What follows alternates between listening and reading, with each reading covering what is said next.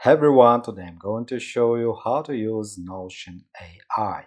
It's pretty simple. We have the hint about it. Press space for AI.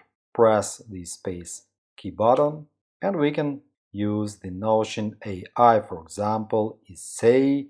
Write an essay about kind people. Enter and AI is writing an essay. It's pretty simple. After that, click on Done or press Enter and we have the text about it. If we want to continue this text, press space one more and select Continue Writing. AI is writing. After that, press Enter or click on Done and we have the additional text. What else?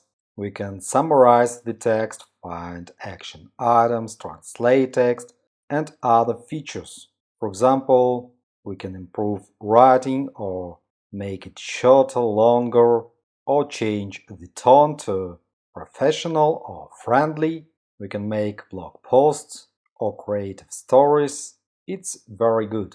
For example, I want to edit this text, select it, and then click on Ask AI. After that, select Change Tone, for example, and select Friendly. Unfortunately, Notion AI only has 23 requests. After that, you can turn on unlimited access for $10 per month. Hope this video was helpful. Thanks for watching, like, subscribe. Have a nice day, good luck. See you next time.